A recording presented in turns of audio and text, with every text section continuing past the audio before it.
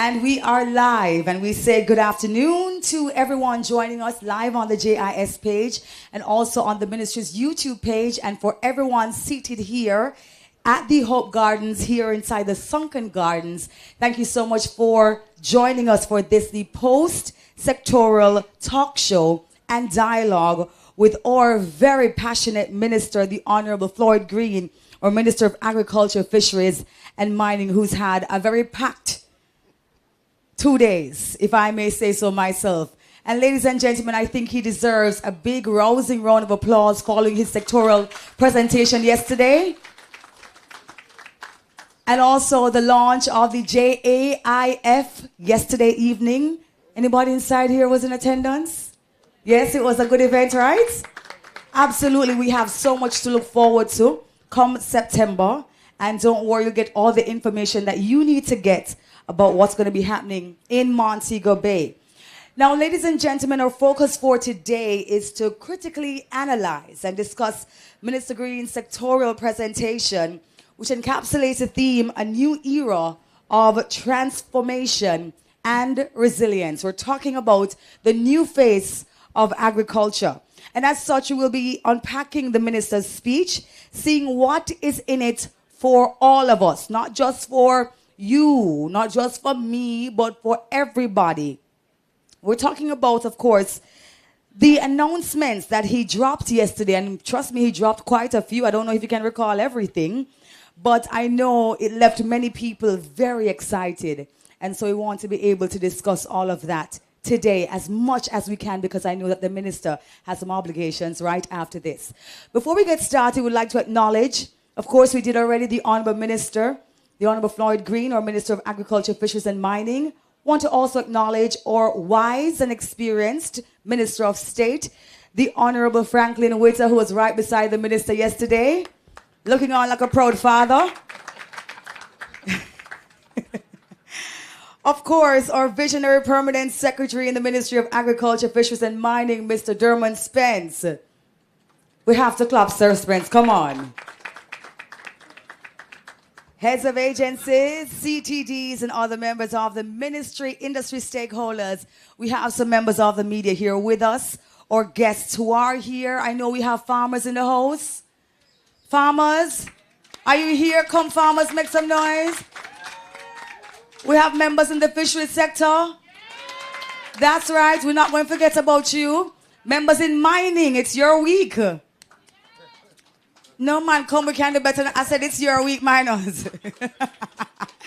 It is your week. Well, welcome to the show, everyone. Welcome, welcome, welcome. Yesterday's presentation, wow, what can we say, man? It was one that really embodies longevity, and so we have to get right into it. Minister, you know, when the team gave me this entire booklet, I said to myself, boy, I know we normally start with farming, and there's so much that you mentioned yesterday about what has happened in farming, what is to come in farming. But of course, because it is the Miners Week, I'm going to start with mining, if you'll have me, sir. We have to start by talking about, of course, the plans that you mentioned concerning the build-out, the further build-out in terms of where we are, what we have, and how it is that we're going to be moving forward. You can just bring us back to the things that you mentioned, and then we can start to dissect specific things. So firstly, thank you, Debbie. Always a pleasure to talk and engage with you. Good afternoon, everybody. And let me big up everybody who's watching online, the various platforms, YouTube, TikTok. Very, very happy to have you here. You know, we do try to ensure that those who didn't get a chance to tune into the sectorial can join us to a series of events that we will have over the next week to really hear some of the ideas, some of the plans, some of the initiatives moving forward. So we are in Minerals Week, and I first want to start there because we brought back Minerals Week last year. Minerals Week is really a celebration of our mining sector. And last year we got off to a good start, and this year it has been going extraordinarily well. We started with a church service in St. Elizabeth, and then the Minerals Mining and Quarry Association had an engagement where we had a chance to have some interaction questions. Minister Witter was in St. Anne on Monday, handing out titles for people who've been relocated because of mining, something that has been a challenge with the sector for a long time and something that we're placing special emphasis on. So I'll start with that. We have been saying to our mining companies that they have to clear the backlog of titles that they have. And Minister Witter has led a team that meets consistently to look at some of the barriers. Some of the challenges are outside of the mining companies. Some of them are with the mining companies. And we've been working through, and thankfully they've been collaborating with us, and we're seeing some fruits of that. But we re-emphasized yesterday, and I think it's important for all of us to realize how important mining still is to our economy. And the fact that we would have raised $600 million in royalties from our mining operation last year, that our mining sector grew, in fact, last year, and that when you look at our GDP and when you look at our growth, our mining sector contributes significantly to that and to our exports. So it's important for us to keep our mining sector growing. So we have been meeting with our various companies. We have 3 bauxite mining companies now, 2 that do alumina. So we've met with Jamalco, we've met with Yuaton, just to see what are their plans. And I would have announced yesterday that Jamalco is looking to expand almost 3-fold over the next 3 years to reach 1.4 million tons of bauxite that they will process, which will really augur well for us as a country. But outside of that, we spoke a little bit about Alpart. As we all know, Alpart has been closed now for a little while, right before COVID, and then COVID came. Minister Witter and I have been in consistent dialogue with the owners of Agro-parks, GISCO, regarding reopening. We are seeing some positive signs. Last time we met with them, they indicated to us that they're going to hire about 300 people to do some asset verification, and they did that. And that is a good sign.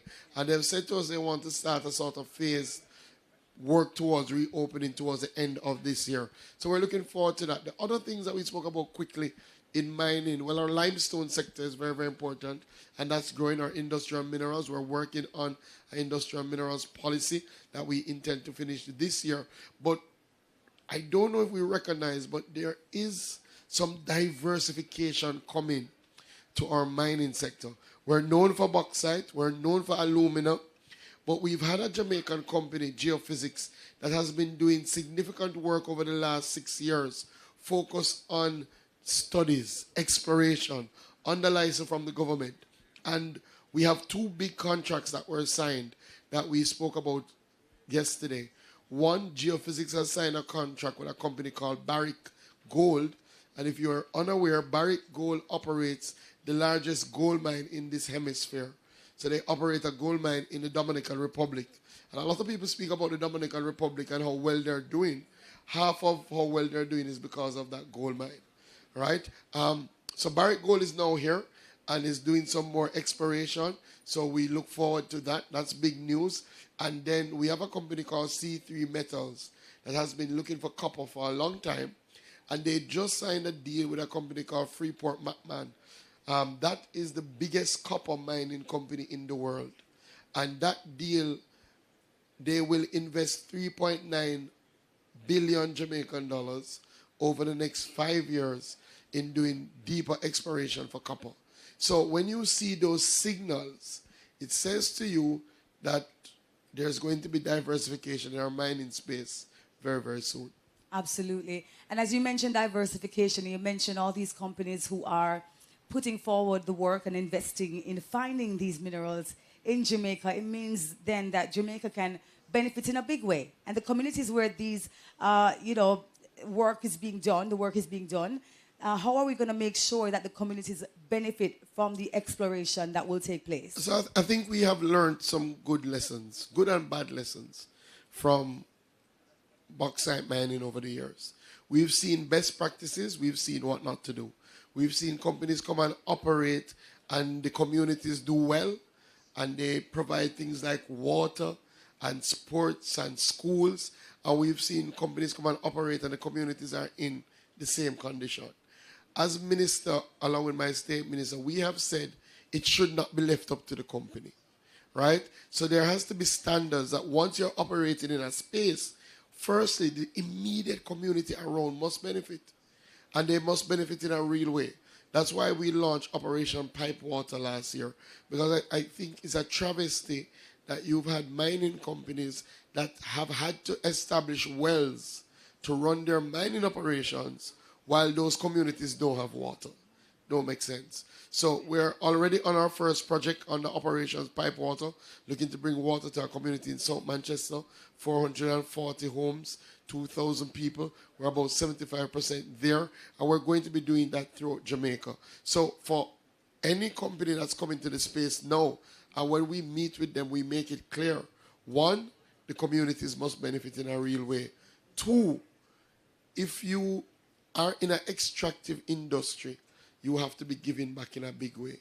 When you mine something, that's the end, right? So as we have been doing now with bauxite, where we're repurposing the lands to ensure that we can still do agriculture, you have to frontally load some of those projects. Very, very important. And then three, restoration. For a long time, we kind of skipped around restoration. That we've taken a zero tolerance approach. We will not allow mining companies to proceed to pass the statutory bound time to restore land that they have mined, because at the end of the day, there has to be a balance. The companies have to do well, yes, but the communities have to do better. Absolutely. And are there incentives for young people who are wanting to learn more about mining? Or, we have so many kids in all different institutions, tertiary institutions. One of the things that we have said to all our mining companies, we had a very good project with Gisco Alpat, where they literally took some youngsters, put them on scholarships, sent them to Russia to learn. And all of those youngsters, even though Gisco closed, all of those youngsters are now gainfully employed throughout the world. And we've said to all our new companies, we want arrangements like that. Already both companies, both Barrick and Freeport, have said they are willing. So you will see very shortly a new series of mining-related scholarships, internships, where young people will be able to work in the space, learn in the space, and then be employed in the space. The final thing I'll say, one of the things that we don't talk about, as an employer, mining pays the highest average wage, right? So, when people get employed in mining, they tend to do well. And I'm telling you from experience, because my grandfather worked in mining for about, how much years, Frank? Minister Witter knows him well, about 30 years. And it wasn't a high-level position, but he was so well compensated that, I'm going to say none of his wives, but he had a wife and she passed and he remarried.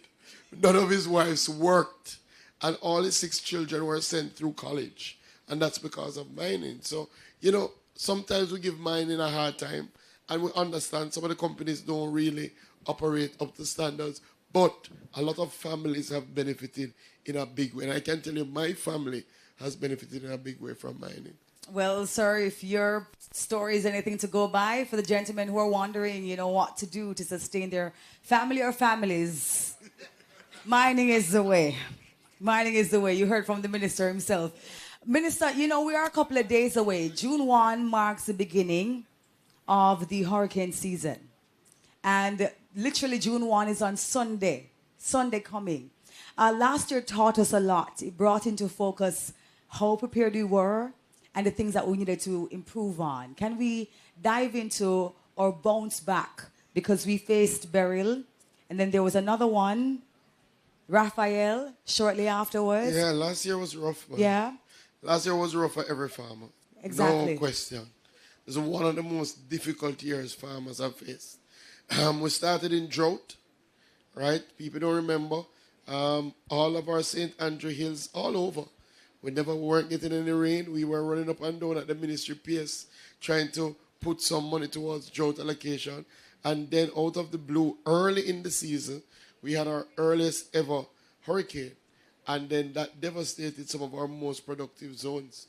Clarendon, Manchester, St. Elizabeth. I mean, real disaster.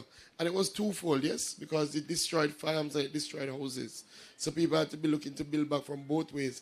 And our greenhouses, we lost over 200 greenhouse structures. That's significant. So that was tough. And then We went out and we started, and when we thought we were coming back, Tropical Storm Raphael came. And what rain Beryl didn't come with, Raphael came with it. Trust me. Beryl give us a little, but the breeze was so strong. The rain never so. But Raphael, and then Raphael stopped, and we had rain every day. We had rain every day in November. I mean, it was non-stop. So it was a tough year. But it also showed two things. We already know that our farmers are the most resilient people in the world. Right? They are. And we say it, and listen, I used to, when I just came to the ministry, I used to dread touring after a weather event because it's just so depressing. But to be honest, I still dread it to some degree because you don't want to do it. But when you go out there and you engage the farmers, I don't know how they do it. They're always so positive. Somebody must say, Minister, how you look so? Look better than that, man. Right? I mean, I say, boy, no, but look at this. It's rough. But, they always think about what next, how to get back out there. And one of the things we see after every storm, the farmers put out more. They don't put out less because they're trying to catch it back. What we have learned, and where I think we did very well, we are getting better at preparing, right? So we already have a team meeting about disaster. Because every year a disaster will come. Either drought, either hurricane. So it makes sense we prepare. It makes sense we stockpile. So we were literally able to get out 2 weeks after burial. Literally. 2 weeks after burial, we were in a church, in Flagaman, giving out seeds and saying, boy, we know the house damaged, but if you can't go back out there, go back out there. And people went back out there. And we did that throughout. So I think that helped us in relation to our recovery. Clearly, we had to do it again. But based on what we saw and what we've seen, our first quarter results, so this is from January to April, we have our highest production numbers ever for this quarter. Over 220,000 tons of domestic production. Now, when you think about the fact that in June, July last year, we were completely devastated. When you think about November again and how we struggled for Christmas, the fact that our farmers could get back out there and give us now to a stage where in some crops you have glut and people have said too much tomato, too much sweet pepper. When you think about that, we must clap, to be honest, because when I look at it and I looked at how long it took us to get back from Ivan compared to now, we are building some resilience. And it is really a good thing. The last thing I would say,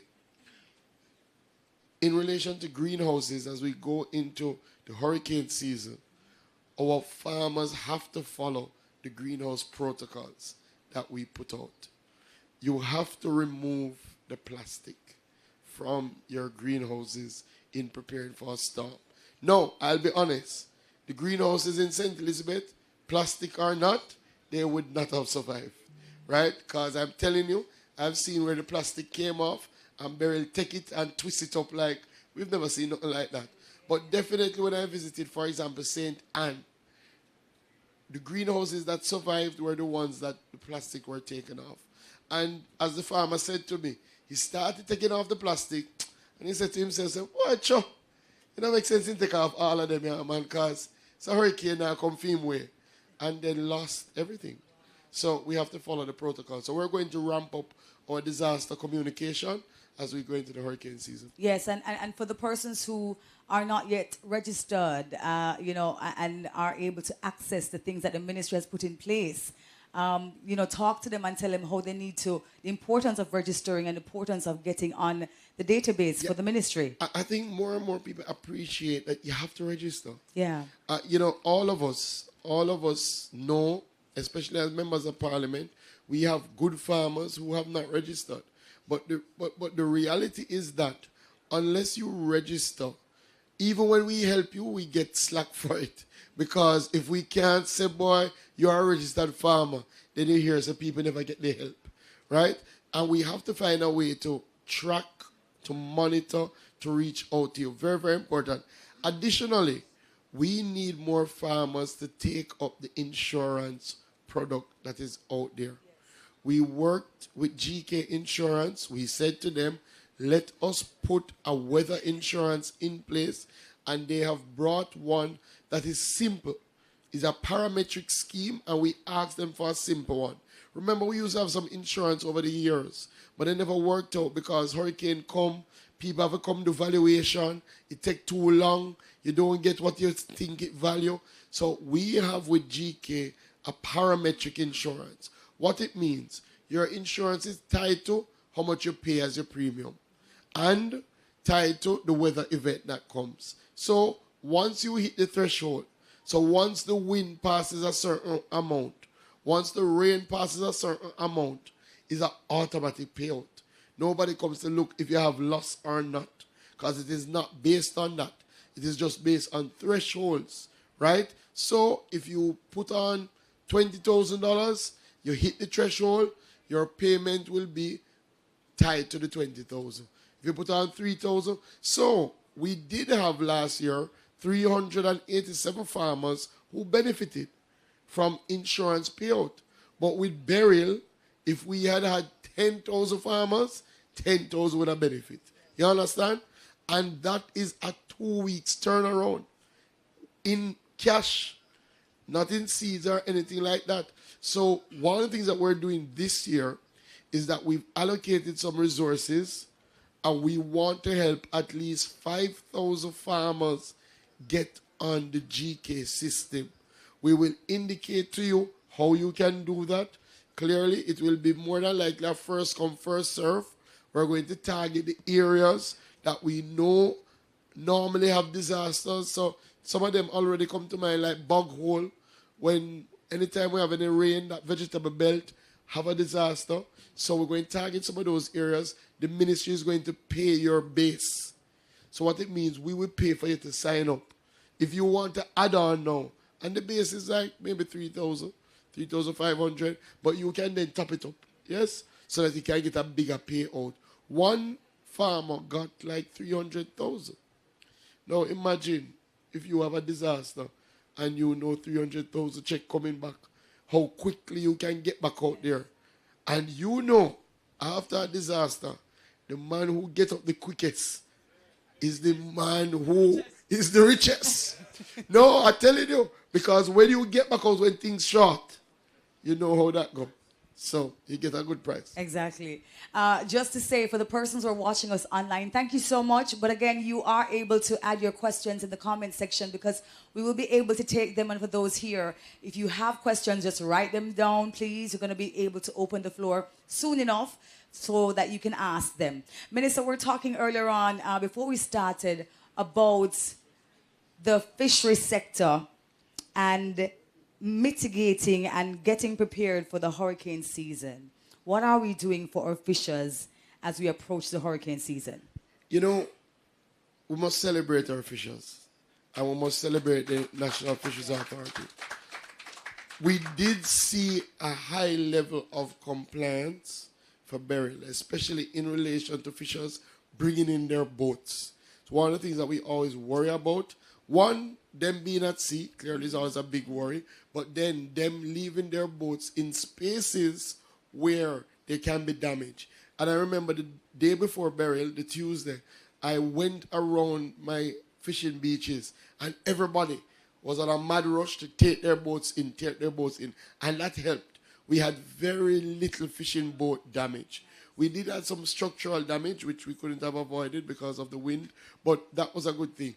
I think part of that has to be because of our increased communication. So we now have an active VHF radio system. The fishers can tune into various frequencies that we send out regular weather reports every day. It is not a hurricane thing, right around the clock. In fact, Dr. Bellamy, who is here, has his radio. I'm sure somewhere in his car. He was supposed to give the minister one, but I'll know, right?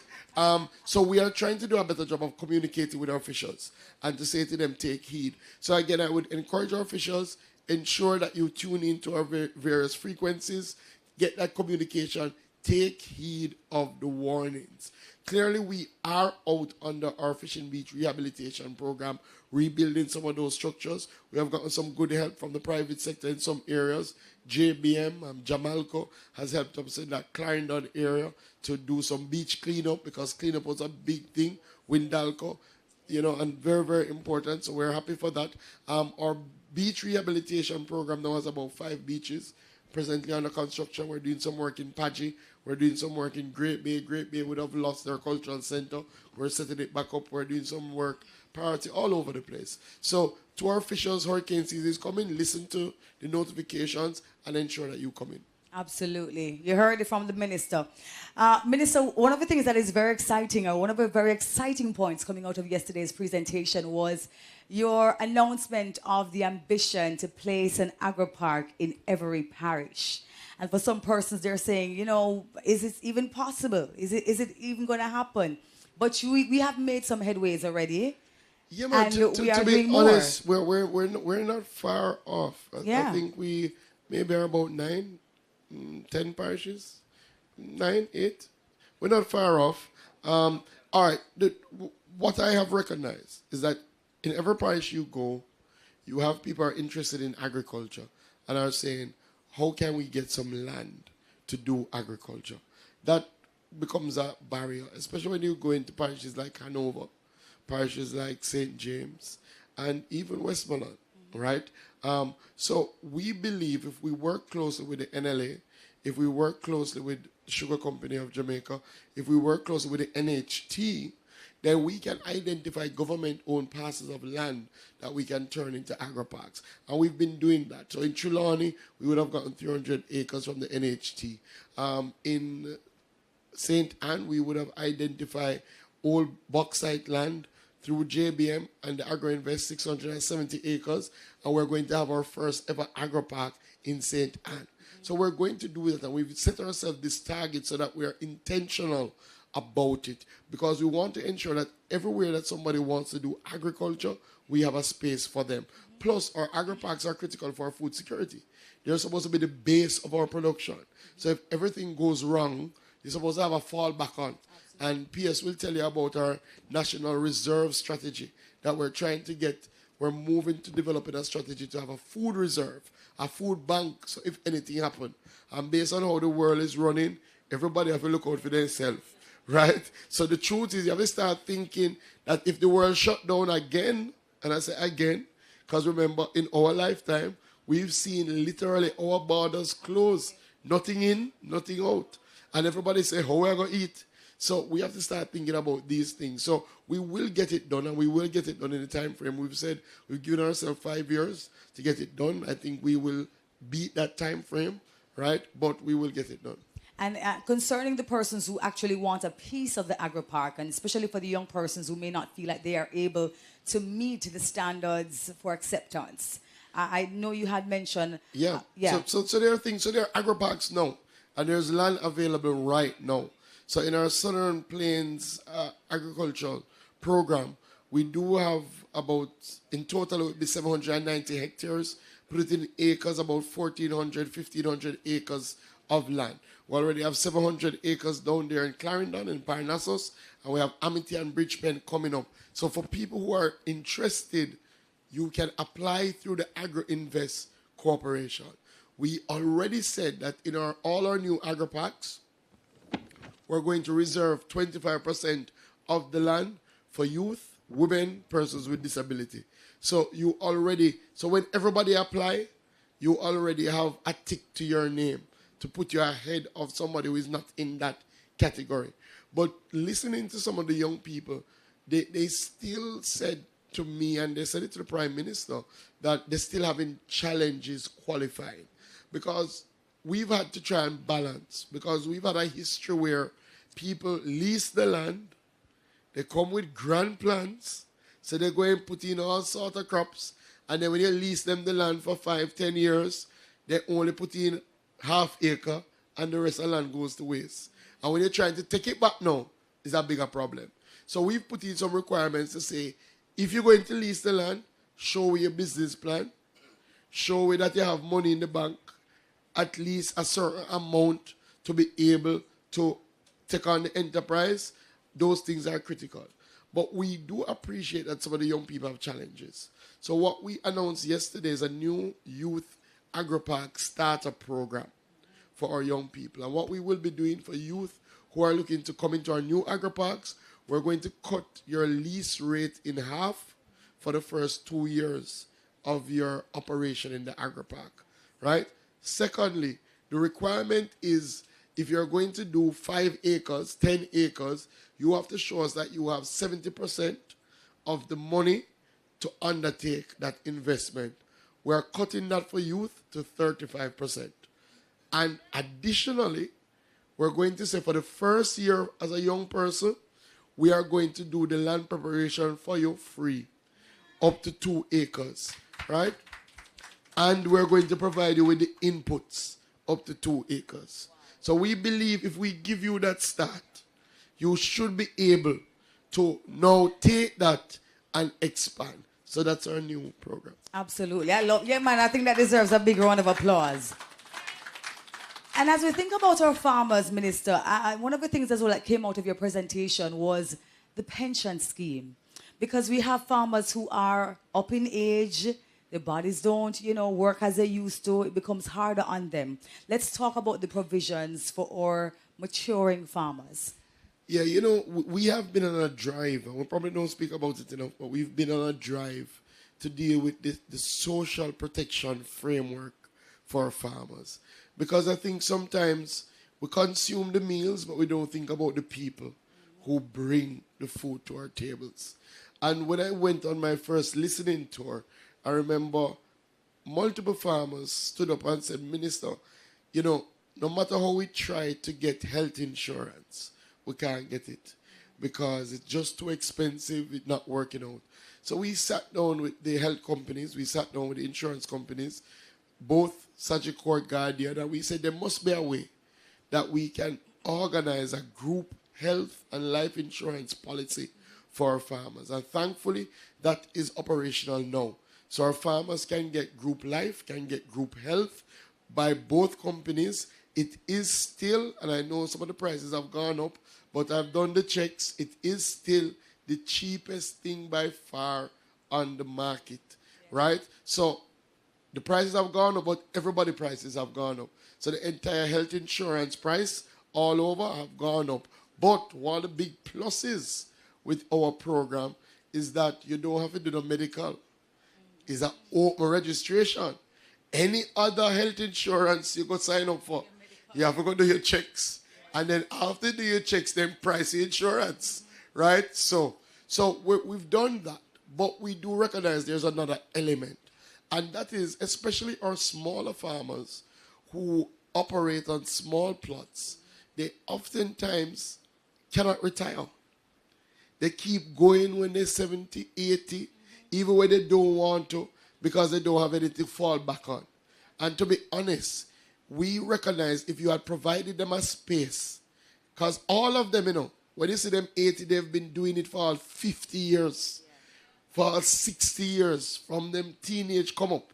So if we had provided a space for them, that they could put something down in a structured way, so that when they reach a retirement age, they can say, you know what, I'm going to retire. Then we would have more of them relaxing after they reach a certain age. So what we are crafting now is a farmer's pension scheme, right? Where farmers will be able to have a scheme that they can contribute to, that they can put a pension, that when they reach retirement age, they can get a benefit. We're working out the parameters now. We're looking at which entity may be best suited to carry this scheme. We're advocating for $1 billion to start it, but it will come to fruition. And I know what you will see is that our farmers will live better because of this. Absolutely. And you can stay tuned to the platforms because the ministry will tell you how you're able to go about accessing the pension scheme. Minister, I want to also, jump in here and talk about some of the challenges that our farmers continue to face. The praedial larceny, sir, it's still a problem, and how we're going to be managing that as we enter a new year. Yes, the praedial larceny is still a problem, but we're really have a structured approach to try and treat with it. And it's been, I call it a 360 approach. We've looked at every element. So we've looked at the laws, right?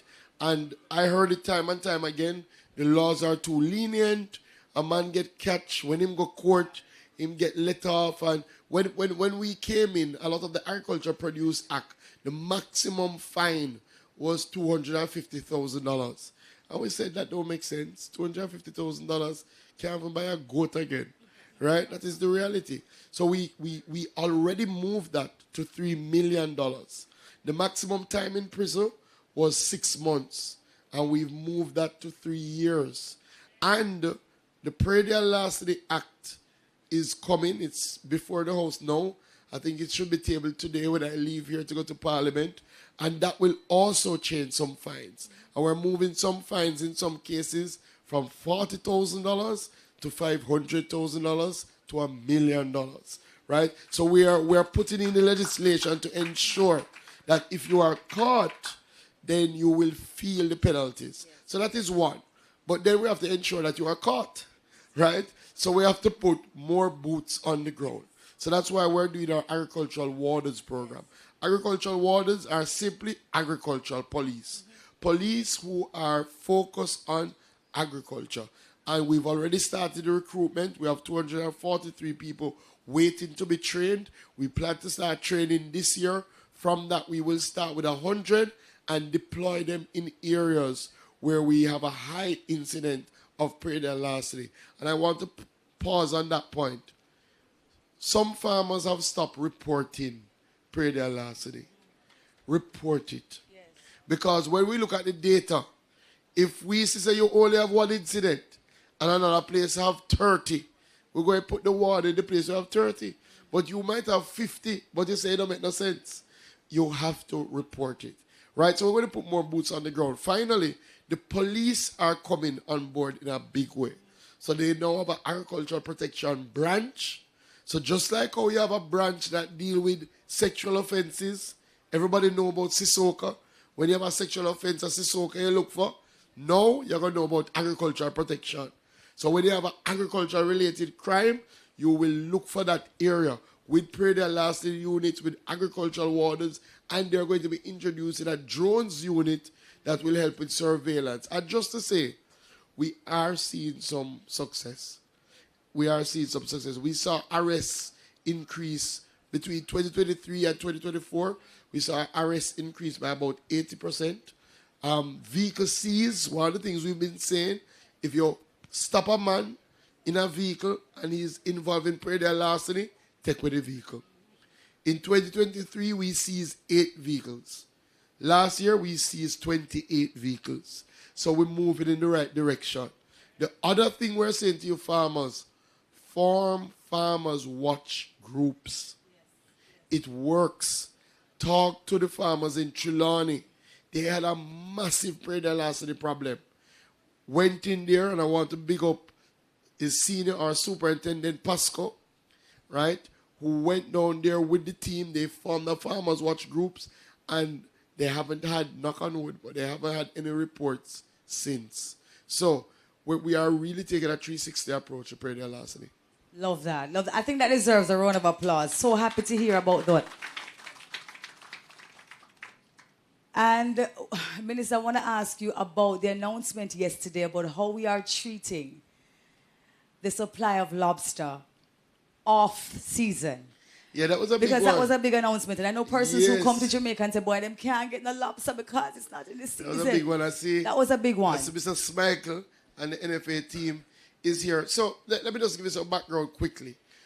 So all of you should know that we have a closed season for lobster, right? So normally you can fish and sell lobster during a certain time of year.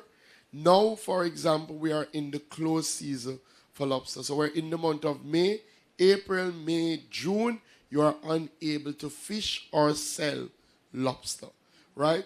We have a closed season because we have to ensure that we protect the lobster so that they can reproduce, so that we can keep having lobster forever and ever. Just like other natural resources, if you overfish, you can put an end to it. So, thankfully, through management, through the NFA, through getting more boots on the ground, we have been managing better. We have been putting people before the court when they're selling in the close season. We've been catching people who are trying to fish. And because of that, we are now seeing better yields. So because we're managing it well, the lobster getting a chance to reproduce. So when the fishers go out now, they're getting more lobster. But now it creates a different problem. Because you're getting more lobster and you have the same amount of time to sell the lobster, you start having an oversupply of lobster. So what happens when you have oversupply? Price go down. You don't get the return on your investment. You have a glut. And what we keep happening now is lobster being stored from season to season. So what we are going to pilot starting this June is that you will not be able to fish lobster during the close season. But if you have lobster that you have declared, so we have a strategy. If you have lobster at the end of the season, everybody have to declare the lobster. So we now have, I think, 300 declarations. So we already know who have lobster. We are saying no, you will be able to sell the lobster. What we want to ensure is that you can have lobster all around the year, but you can only fish it during a certain period, right? Yeah, you can clap for that. I think it makes sense, especially for those who love lobster, right? Plus, remember, the reality is that not just in our homes, not just at restaurants, for our tourism industry, you're coming to visit the island, you're looking forward to lobster, you can't have lobster on the menu, you know, those things kind of, and other countries have been able to manage it, and we believe we can manage it. So we're going to depend heavily on the NFA, and we're going to depend on the people. It will ultimately benefit the fishers. So I'm saying to the fishers, don't think you have a loophole to try go out and fish now and try put it in. It's not going to work. Because anybody who is buying during this period will have to buy from somebody that we already have on our books as a registered person who has declared that they have lobster. And if we come and find you selling lobster and you can't show us to get it from a declared person, well, you know what's going to happen. Love that. Love that. All right. Well, you know, in the interest of time, because I know the minister, he has to run back to Parliament.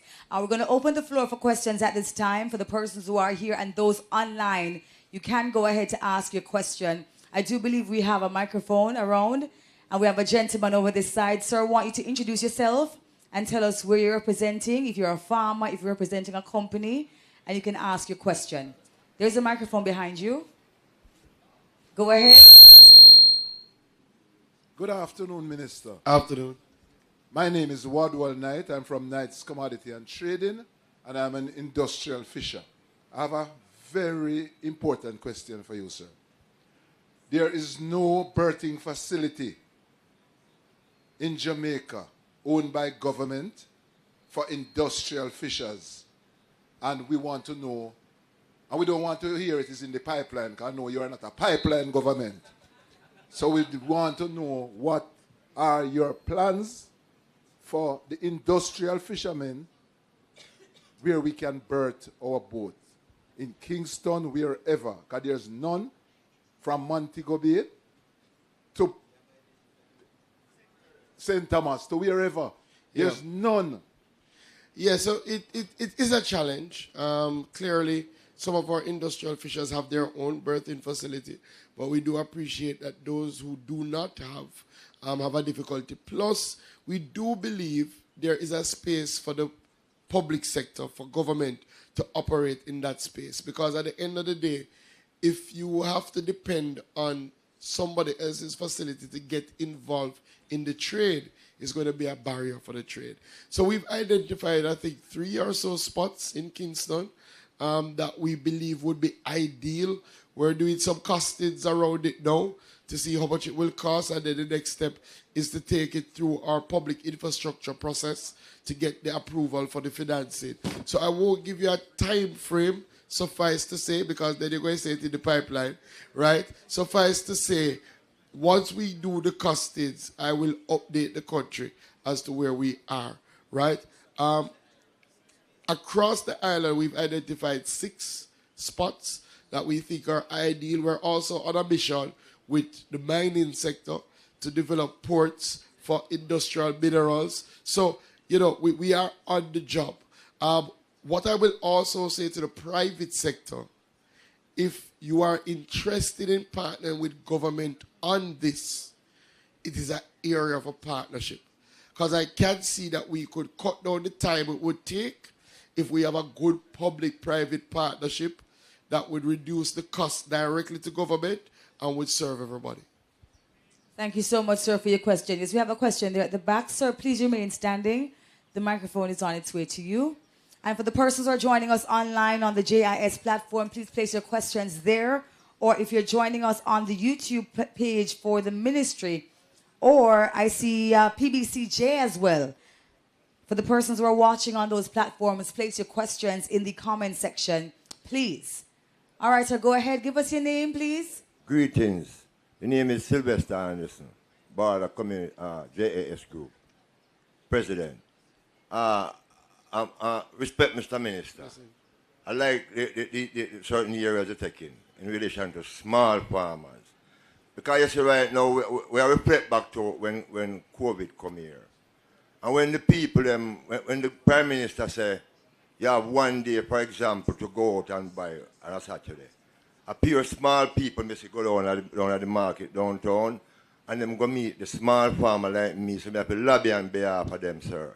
So my thing is, I like the idea when you say you're arranging a pension scheme for the small farmers.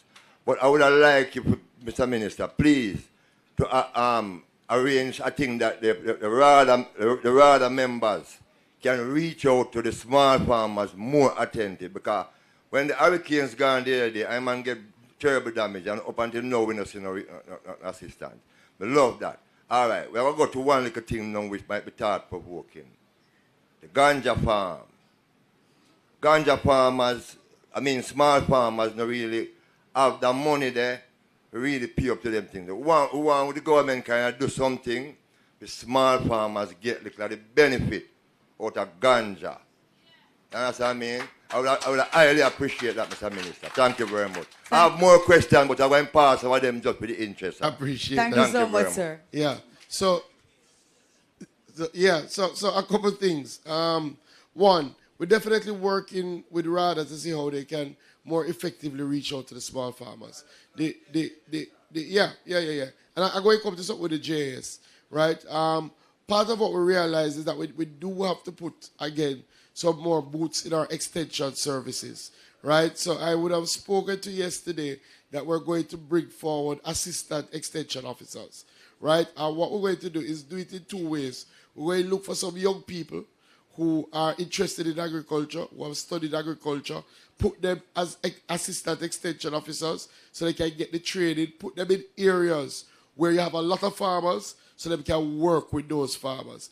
That is one. That's important. 2, RADA has started something called RADA Connect, where we're looking to pull all of the RADA services and move across area by area, right, to cover Jamaica. So that at least you have a day in your area where you know RADA is there. And you can come out. If you don't sign up, you can sign up. If you want to ask a question, you can ask a question. 3, we have to use some of the technology. So we have a RADA mobile application.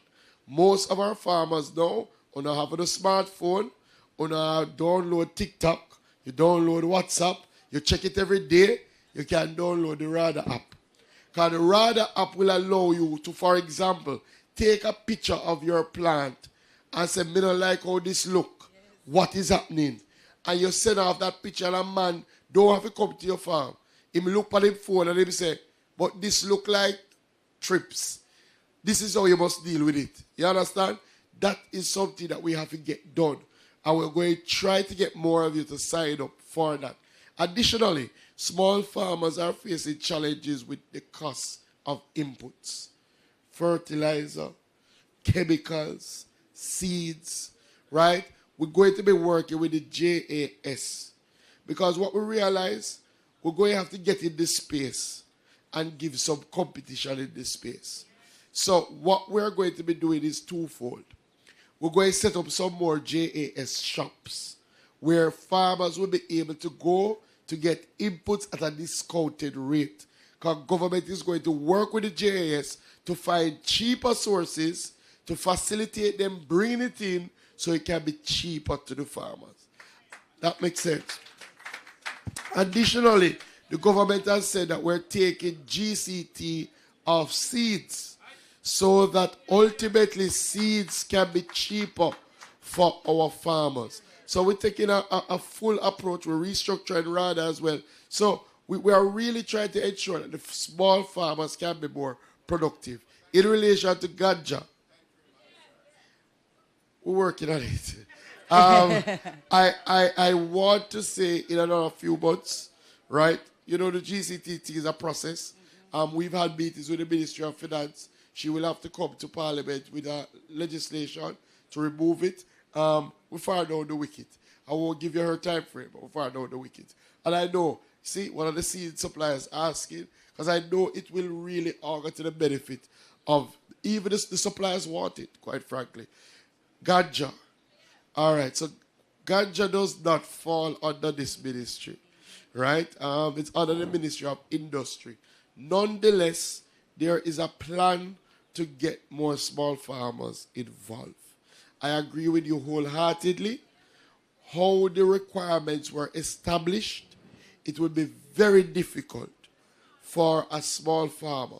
So we did do 2 programs, alternative development programs, where we worked with some small farmers to see what is the best model. I know that the Ministry of Industry is almost there. So I expect that in another few months, you will hear a new approach to getting in the small farmers in ganja. I will tell you my belief. That is how we're going to really move the ganja industry forward. So I'm telling you, I work on it. All right. Thank you so much for your question. Thank you so much, Minister, for your response. And just to tell you that the RADA app works. I have it on my phone right here, and trust me, it works. It asks for your RADA ID, and you just put that in. There's a lot of information on here. So if you have YouTube and TikTok and all of these other social media applications on your phone, you can have the RADA application on your phone as a farmer. That's all I'm going to say about that. But really and truly, get the RADA app. It works. It's not just another app that's out there. I want to just bring in quickly, before we take another question on the ground here, somebody online asked a question. I want to just involve them at this time. They're asking about the pork industry in Jamaica, Minister. Kirk Gibbon, I believe, or Gibson. He's saying that pork is one of the highest consumed meat in Jamaica. Are there any programs aimed at pork farmers and the industry on a whole, he says? Yeah, man. So, you know, part of what we've been doing over the years is trying to build out our pork sector to ensure that we have better genetics so that our pork farmers ultimately do better and to ensure that it has greater structure, right? In fact, we're spending about $500 million now to do a new piggery at Bodles, state-of-the-art piggery that will allow us to do, again, better genetics and that the farmers will be able to get better breeds out there. So we'll be able to distribute in a much more consistent way. So we are focused on our pork industry in a big way. In fact, we want to become a net exporter of pork, right? As it is now, we're self-sufficient in pork, right? But what happens, and I'll be honest, what happens oftentimes, pork is one of those sectors that when the price go up and look good, everybody get a 1 pig and put it in their backyard. And then we have a lot of pork and the demand don't go up. And then the price go down. And then everybody say, you know, we can't bother with this pork here. We come out, we keep going through those cycles. So part of what we want to do is a little bit more structure. Like how we have a well-structured poultry sector where you have contracts, you know who you're supplying, you know if you're looking to the pork for ribs, if you're looking to the pig for ribs or other cuts, bacon and things of that nature. That's what we need to see now in our pork industry. Thank you so much, sir. All right, the question that we have here on the floor, there's a gentleman over this side that had his hand up for some time. Can we have the microphone? Yes, go ahead, sir. What's your name? Good afternoon, everyone. My name is Your Dean. microphone's a little low. Can we ask the tech team to just increase the volume, please?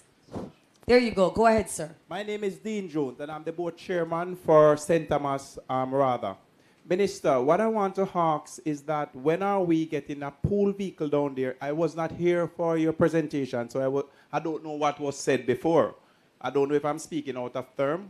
So I'm asking you, when are we getting a pool vehicle for the Rather in St. Thomas? And when are we getting another plow tractor? Because the one that we have down there is presently down, and we are under pressure as it relates to the tractor. They are beating us bad down there. Well, all right. So you said a number of things. If the tractor is down, we have to get it back up running, right, as quickly as possible. So Dean, and I'm very happy, and I want to commend all the RADA board chairpersons who are here. We thought it was very, very important that you are here, because sometimes, you know, a round of applause, sometimes the announcements are made, but you don't get the information. And you are the ones we depend on to ensure that out in the field, whatever has been indicated is happening. Very, very important. Because the farmers don't miss the announcements, you know. Trust me. When I walk into the ministry this morning, the ministry tell me that the amount of cars they get already about pension and those things. Farmers don't miss the announcements. So we have to ensure that our RANA team on the ground knows the things that we have said, the time frames, things of that nature. So Dean, one, we have to get the tractor back up and running quickly, right? Two, you should have a pool vehicle by July. Three, we had announced yesterday that we are moving to rapidly mechanize our RADA and our ministry. I mean, over the since 2018, we've provided 11 tractors. When I started St. Thomas, they have a tractor. Now they have one and it can down, and they ask for one more. So God is good, right? We've provided 11 tractors and 5 backhoes. When we just started this journey, RADA in total had 7 tractors, right? So they're now up to 18. We did 2 more in May that bring them up to 20, and we have 4 more that should be here by July, right? So we have some tractors in this space. Additionally, we have some other projects. Our Hills to Ocean projects is going to put 4 more tractors, Trelawney, St. Thomas, St. Anne, and another parish. So tractors are going to be there. Plus, we're doing 6 walk-behind tractors. We're doing some seed planters. For you, Dean, you will have to get one of the onion harvesters, because you're a big onion area, right? So we are using this year to rapidly mechanize RADA. We want to ensure that the small farmers also have access to these handheld tractors, so that in your areas that the terrain is not so good, you can do your plowing, you can do it in a more efficient manner. We know labor is a problem, right? So we have to mechanize. That's the only way. So you're going to get some things this year. Thank you so much, Minister. All right, we have a question here. Gentlemen, you were standing for some time. Thank you so much for your patience. Go ahead and ask your question. Yes. And then we'll take yours, sir, with the hand up. Thank you. Yes, hi. Good afternoon, everyone. Hi, Minister. Hi, host. I have a question regarding modernization. So I'm coming from a background of controlled environment agriculture. And it's an area that I see, it seems to be some need for improvement. You didn't introduce yourself, so sorry. Oh, sorry about that. My name is Olu Roberts. Okay. And I represent Hello Agriculture, which is a controlled environment project management company. So we're focusing on how can we leverage what is currently happening regarding hurricanes and stuff like that in the country, and how we could partner with the government or work with the government to set up indoor facilities for, say, seedling operations. Because that's an area that, although we have greenhouses, when hurricanes come through, those greenhouses are torn down. But how can we replenish seed stock out in the field? So that's where CEA could come in. Yeah, so we're very interested in partnering. Clearly, we're doing. Clearly, we have nurseries at Bodlers. We have a massive drive now around seeds and seed certification, and a seed bank and a gene bank. All of those clearly are indoor type facilities that have been established to withstand, hurricanes. But the only way it's going to work is by engaging the private sector. So let us speak. We are very, very interested in seeing how we can work together to establish more of those controlled environment seed operations. Remember, we have a massive push for fruit trees. We need more nurseries around everything. So we definitely can work together on that. All right, thank you much. Thank you so much, sir. The gentleman who had his hand up, sir, I see your hand up as well. I'll take you right afterwards. Go ahead, sir. Your name, tell us where you're from. Good afternoon, everyone. I have a question for the minister. I'm Richard Days, president of the Mount Silas Farmers Group. Just on follow-up, Minister. I realize you'd have emphasized mostly on the south side. For St. Andrew, Kingston and St. Andrew, have you identified any land in this parish where you for the farmers? So that's why I said yesterday, and we started, that we want to have an agro-park in each parish. So it was easy to do them on the South Belt because we already had land under our control, right? Under the Ministry of Agriculture's control. So it was easy to do that. Some of the other areas, it hasn't been so easy because you have to identify the land. The direction that we're going is that we are working with the NLA to identify government land that is good for agriculture and say to the NLA, you know what, give us that land to operate. So in every parish, including St. Andrew, we are on a drive. So sometimes you are the people who know the history of some of these lands. So if you know land in your area that from you know a good until it's a government land and nothing go on there, farmer use it already, send us the information. In St. Anne, we went into an area, what's the name of it? Some hall. The area in St. Anne, AIC, Vivian Scully. What's the area? Harmony Hall. Harmony Hall. Harmony Hall was NLA land, but farmers were occupying it, using it for a long time. But when farmers occupy land like that, you know they don't want to expand because they don't know if next week a man going to come and say. So what we did, we said NLA transfer that land to us. They did it. We issued 55 leases to those farmers. So now they have some tenureship. We want to do that all over. So if you know, we're looking. But if you know any, let us know. Thank you so much, sir. For the person who had, yes, you're standing right there. We saw one more hand over here. In the interest of time, though, ladies and gentlemen, that question is going to be the final question that we're able to take. All right, go ahead, sir. Yeah, good day, Mr. Minister. I'm from Port Royal. I am the head of the Fishermen's Department here. And there is a growing problem we have right now because whenever it comes to the hurricane season, what the fishers do is to take the boat around to the old coal wharf, in which it is now used by the Port Authority. Now we are getting to understand that the Morgan Harbour is now, want to claim that land. And we want to know now if there is some dialogue in which we know not of, because it's been years we have been using the air to pull up our boats, and it's much mangroves there, right, which is also protected.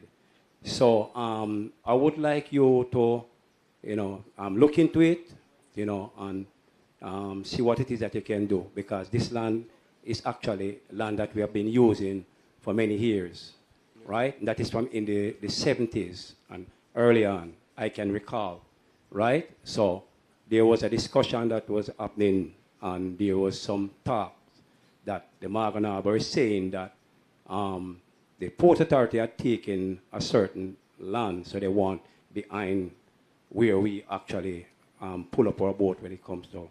So I would like you to look into it. Yeah, so thank you. I'm very happy you raised it. The National Fisheries Authority is here. Dr. Bellamy, who is in charge. So we're going to dispatch a team to go and see what's happening. I would also want you to write me about it, right? It is good to put these things in writing so that I can also share what you've raised with the Port Authority, with the Ministry of Economic Growth, right? And it's very, so the quicker the better. So we're not going to wait on your letter. I'm going to ask NFA to go and check on it, but write me about it so I have it on file. Thank you so much, sir, for your question. Thank you, Minister, for your response. The gentleman in the yellow shirt, sir, your time. And turn on the microphone for him, please. Yeah, my name is Devon Malcolm. I'm representing Half Moon Bay Fisherman Co-op. I'm the chairman.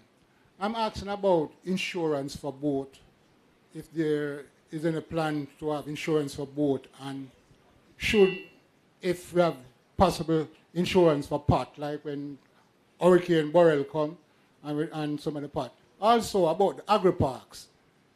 You have any plans to lease agro-park to cooperative, if cooperative can be a part of the agro-parks?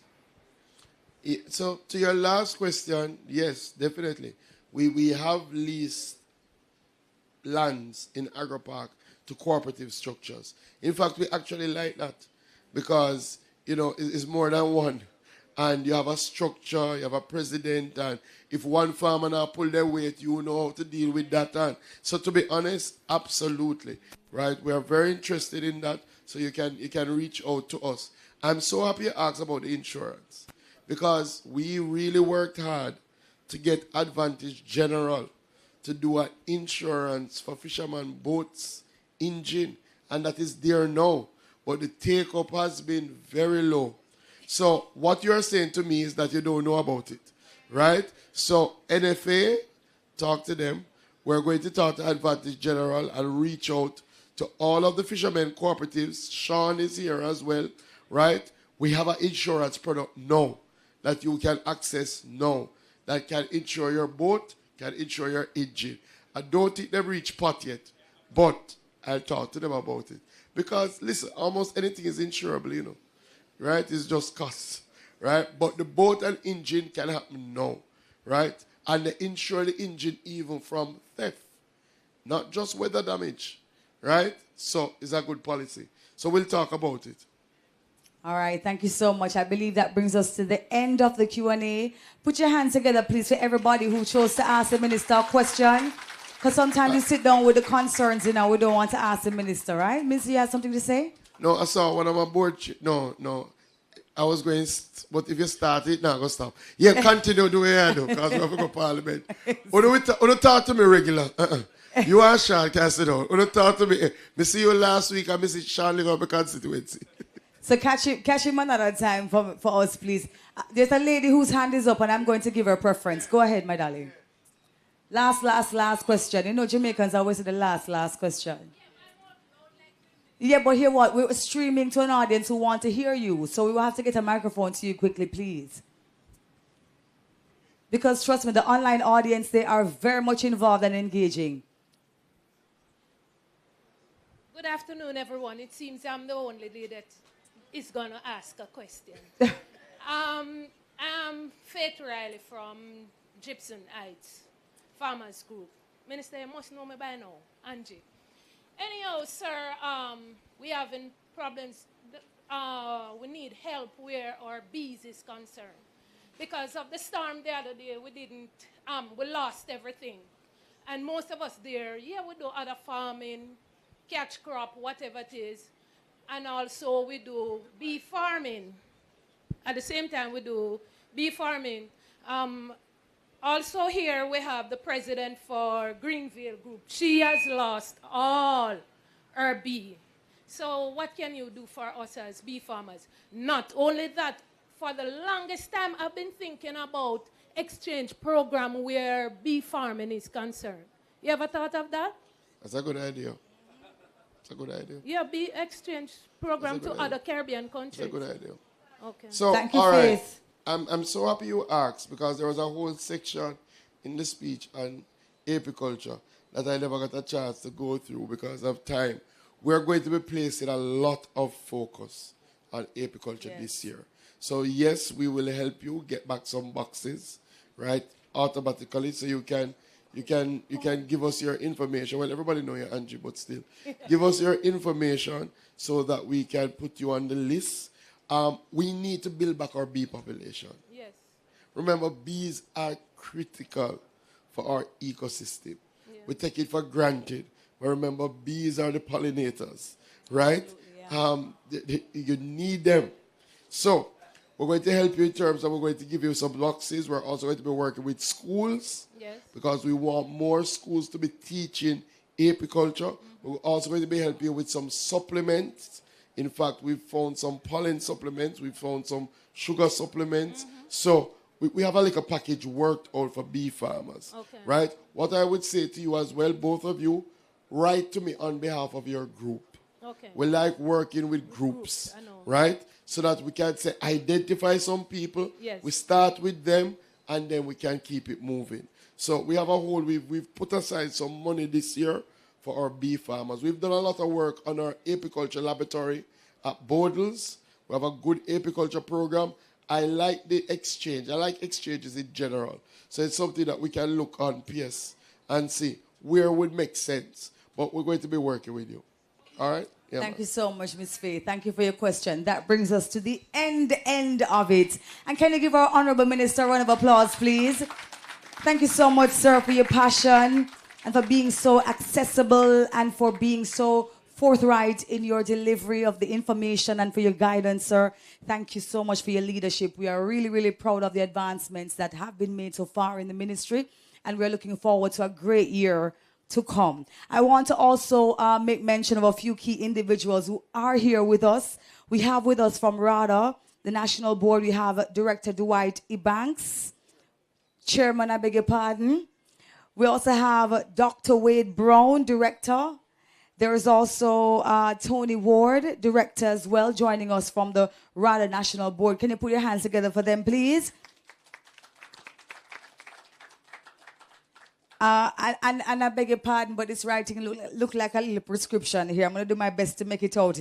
Rose Dunkley from the St. Andrew Parish Advisory Board. Yes. Of course, Richard Heyman, Chairman of the Clarendon Advisory Board. Good to see you, sir, from a parish. Dean Jones, Chairman of the St. Thomas Advisory Board as well, who made it and asked his question. So we say big thanks to you. Before we wrap up, we have a video to show of what happened yesterday inside the sectoral presentation. Please take a look.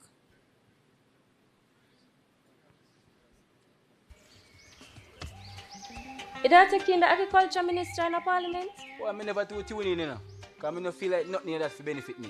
Well, me can tell you, agriculture come a long way. Me here say it might take the next step to mechanize the sector.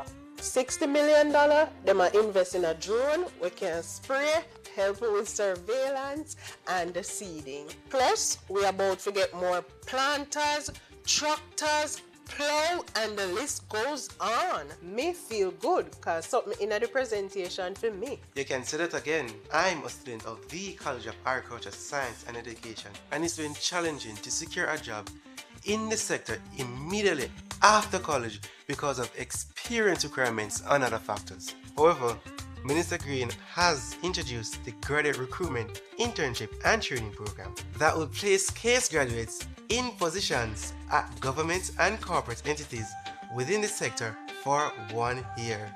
As for me, I feel encouraged because something in that presentation spoke directly to me. We did a listen to the minister talk about livestock and he never disappoint. 150 million towards imported hybrid animal. Boots up the economy. Plus the ministry give it training. So a man can't say him no know how to do it. Boy, I'm glad something in our presentation for me, you know. And remember, agriculture is for everybody. I live in Kingston, but I still want to make the most of a little space I have. So I was happy to hear that the minister is expanding the backyard gardening program and will be giving away vertical gardening kits. We have to grow what we eat. I'm happy that there was something in the presentation for backyard farmers like me.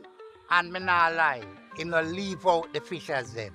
We are going to be the new aquaculture center. Fishers gonna lead. Of course, something that is sectoral for we. And I speak on behalf of all consumers, especially lobster lovers like myself. The minister said they're lifting the restriction on the consumption, buying and selling of lobster, even in the closed season. So although the season is closed, if the lobster was caught, that means we can have lobster to eat all year round. Sound like something was in the sectoral debate for me. Well, alright, you're never too old to learn. It sounds like something like sectorial for everybody. Indeed, there was something in it for everybody. Everybody. Minister, I cannot wrap up and not talk about the JAIF. We have to mention it. We have to mention it. Sir Scully would never forgive me if I didn't mention it. Please. Yes, so we're going to be having our first investment forum. Definitely hasn't happened since the 1980s. I've been doing some research. They said they had an industrial fair for agriculture in the 1980s trying to get investment. We're looking to get investments. Just as we're placing a lot of emphasis on small farmers, we also have to try and get some high-value investments to move our agriculture sector forward. So Montego Bay, the 17th to the 19th of September, we're going to be inviting the world to come to Jamaica to see what we have on offer. We have our agro-parks that we want to get investment in. We have a whole host of crops, and animals that we are not providing enough for our local demand, and we're definitely not providing enough for external demand. We want to ramp up our production. If you start calling names, there's so much, but our ginger, or turmeric, or yam, or cocoa, or dasheen, you could go on and on. Our ackee, we make 22 million from ackee US dollars, and we're just scratching the surface, right? There are so many things, but what we need is investment. You know, oftentimes I go somewhere and a man say, boy, minister, look how much mango up on the tree I drop off and nothing I go on with it. And you know, where we are going about it. So I always say, who is the we? Right? Government must create the space, but people have to invest. Agriculture is a business, you know. Right? When government try to run the business of agriculture, you know, to work out. Government must create the framework and do things like research. So, you know, yesterday we said that we have 3 new varieties of banana that we're going to be pulling out. That's the sort of work government must do. Get researcher, look at the change in climate, look at the new pests, find a variety that can deal with that. And then say, now that we have this variety, like how we brought in the MD2 pineapple, now we have this variety, we need investors to plant it out so that we can make the money from agriculture. So we want to focus a lot of our work on research, development, helping the small farmers who require more help, but we need some medium to big investors to move agriculture forward. So we have an investment forum. The website is open. You can go online and you can register and come and join us in Montego Bay. Absolutely, absolutely. Thank you so much, Minister. Thank you for everybody who is here.